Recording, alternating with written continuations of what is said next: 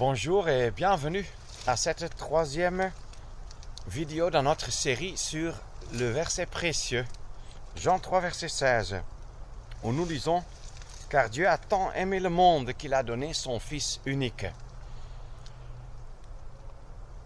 Et je voudrais avec vous méditer un instant sur cette expression « le monde ». Tout d'abord, le monde veut dire dans la Bible tout ce que Dieu a créé, particulièrement cette terre. Je crois que ce n'est pas la signification dans ce chapitre, dans ce verset, qu'il y a l'amour de Dieu pour cette création. Il y a, deuxièmement, cette signification que le monde indique les hommes, l'humanité.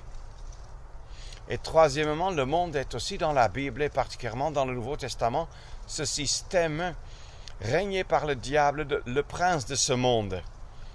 Là aussi, on ne peut pas dire que Dieu aime ce système que les hommes se sont établis, se sont érigés pour écarter Dieu, pour écarter ses principes et sa parole et pour juste prêter leur oreille au péché et au diable et pour vivre pour eux-mêmes. Non, ce n'est pas ça le monde que Dieu a aimé. Car Dieu a tant aimé le monde, ça indique l'amour de Dieu pour l'être humain qu'il avait créé à son image et à sa ressemblance. Cette vaste humanité qui, entre-temps, après le déluge, s'est divisée en tant de races, tant de langues, etc. Les langues qui proviennent même de la tour de Babel. Mais malgré ces distinctions, ces différences, Dieu aime toujours le monde. Et nous devons comprendre, je répète, qu'il n'a pas déversé son amour envers la création, envers la terre, bien qu'il aime sa création et qu'il aime qu'on respecte aussi un bon état de cette création dans la mesure du possible, parce que nous savons que, selon Romains 8, toute la création souffre à cause du péché dans lequel nous l'avons jeté.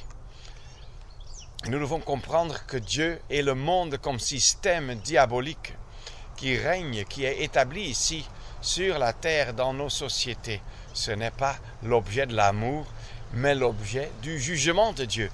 Mais quelle joie de savoir que dans cet univers, il y a une seule planète, une petite planète, la Terre où nous vivons.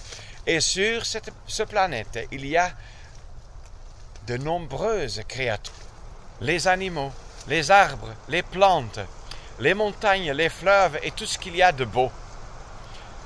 Mais il y a une créature qui dépasse tout. C'est l'homme, ayant été, comme j'ai déjà dit, créé à l'image et à la ressemblance de Dieu, pour que la gloire, oui, les gloires, la sagesse variée de Dieu soit démontrée par sa créature ici-bas, par l'homme, par l'être humain. Et nous pouvons trouver de nos jours des gens qui inventent beaucoup de choses dans le domaine digital, les produits très utiles, etc., les logiciels. Mais nous pouvons comprendre, en analysant tout, qu'il n'y a aucune créature qui dépasse dans la façon sophistiquée qui la caractérise. L'homme, esprit, âme et corps, nous y voyons la créativité du Dieu créateur, majestueux, suprême, parfait, en amour, en puissance, en justice, en sainteté, en grâce. Et ce grand Dieu a eu l'être humain devant les yeux quand il s'est décidé d'offrir son Fils en sacrifice. C'est une réponse aussi à tous ces rêves et toutes ces fantaisies qui existent de nos jours, comme sur les planètes où l'on veut chercher de la vie, où l'on veut chercher des êtres extraordinaires, des êtres extraterrestres, etc. Je crois que si nous lisons la Bible, qui nous donne la révélation du Dieu suprême qui est majestueux au-dessus de toute la création, de tout l'univers, nous y voyons que la Terre joue un rôle central. Pas la Lune, pas Mars, je ne sais pas quelle planète, Pluton, etc. Non, c'est la Terre.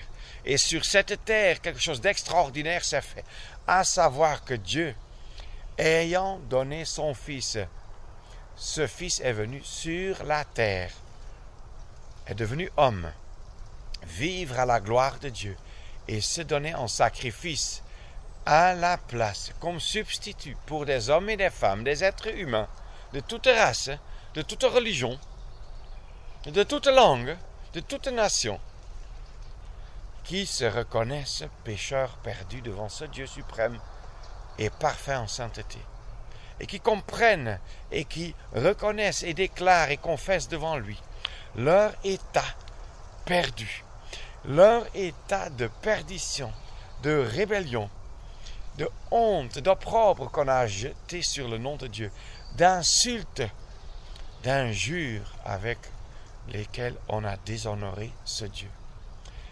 Et pour de tels êtres humains, il a offert son Fils en sacrifice sur le bois du calvaire, sur la croix, pour que, comme nous lisons, quiconque croit en lui, en Christ, ne périsse pas, mais qu'il ait la vie éternelle. Voyons dans cet univers dont les hommes de la science nous révèlent de plus en plus, mais doivent aussi chaque fois reconnaître qu'il y a encore quelque chose au-delà qui dépasse la science, la connaissance de l'être humain. Alors, ce grand Dieu dépasse de loin cet univers. Et pourtant, il a eu cet amour, un tel amour pour ce monde, pour ces êtres humains qui se sont détournés de lui, qu'il a voulu donner son Fils unique. Considérons la place de la Terre dans l'univers. Considérons la place de l'homme sur cette terre. Voyons notre état de misère, mais aussi, même sans le péché, nous étions des êtres petits. En fait, devant la grandeur de l'univers, méprisable, mais pour ce monde, Dieu a eu un tel amour qu'il a donné son Fils unique.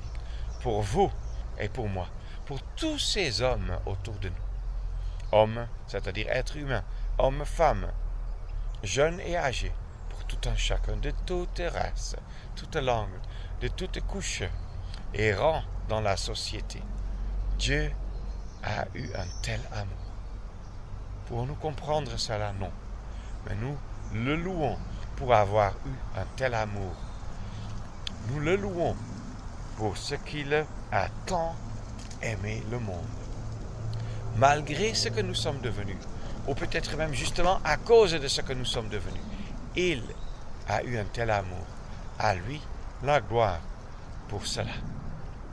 Quand nous regardons ce que nous avons fait de cette terre, de cette création, ce que notre société est devenue, qui s'éloigne même de plus en plus de la parole de Dieu et des principes divins ancrés et plantés même dans la conscience de l'être humain, nous pouvons seulement dire, quelle patience, quel immense amour, qu'il n'a pas déjà détruit tout ce monde, toute cette terre, mais qu'il patiente encore, parce que, comme nous le lisons en 2 Pierre, la deuxième épître de Pierre, chapitre 3,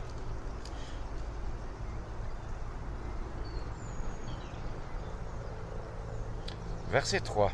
Sachant tout d'abord ceci, qu'au dernier jour, des moqueurs viendront, marchant dans la moquerie selon leur propre convoitise, et disant, où est la promesse de sa venue?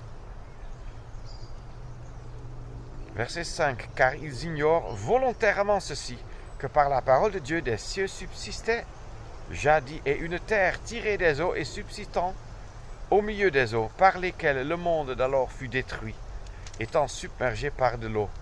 Mais les cieux et la terre de maintenant sont réservés par sa parole pour le feu, gardés pour le jour du jugement et de la destruction des hommes impies. Mais n'ignorez pas cette chose, bien-aimés, c'est qu'un jour est devant le Seigneur comme 1000 ans, et 1000 ans comme un jour. Le Seigneur ne tarde pas. Pour ce qui concerne la promesse, c'est-à-dire la promesse de sa venue. Comme quelques-uns estiment qu'il y a du retardement, mais il est patient envers vous, ne voulant pas qu'aucun périsse, mais que tous viennent à la repentance. Nous voyons donc, il y a la terre qui a été tirée des eaux, parce que d'abord, les eaux planaient sur la terre tout entière. Dieu a pris soin que les eaux diminuent, que la terre augmente, sorte de l'eau.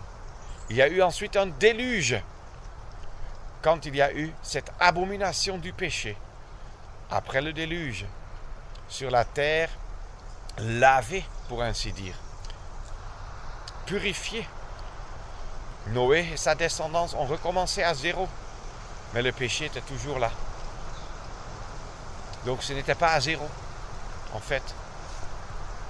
Ce n'était pas un retour au jardin d'Éden. Et maintenant encore, ça va de mal en pis. Les injustices multiplient et les hommes multiplient leur moquerie. Où est la promesse de sa venue, de la venue de Jésus-Christ? Où est même ce Dieu qui a tout créé? Il n'y en a même pas. Et il nie tout, et pourtant il est là. Il ne tarde pas, mais il est patient. Il ne retarde certainement pas sa venue, mais il est patient à cause de ceux qui sont autour de nous et qui n'ont pas encore accepté Jésus-Christ. Soyons des témoins fidèles envers eux, pour qu'ils écoutent le message de l'Évangile, pour qu'ils l'entendent, et on prie qu'ils l'écoutent de leur cœur et se repentent et soient sauvés. Parce que Dieu est patient envers vous, ne voulons pas qu'aucun périsse, mais que tous viennent à la repentance. Que ce soit notre prière pour ce monde dans lequel nous vivons aujourd'hui, qu'encore beaucoup d'hommes, femmes, jeunes et âgés soient sauvés pour toute éternité, avant qu'il ne soit trop tard pour toute éternité. Dieu est digne de ce que nous soyons des témoins de son message dans ce monde qui s'en va vers la perdition éternelle. Appelons encore des gens pour qu'ils soient tirés des ténèbres de ce monde à sa merveilleuse lumière. Merci d'avoir regardé cette vidéo et à bientôt quand, dans la 4e, nous allons méditer sur l'amour de Dieu. Merci et à bientôt.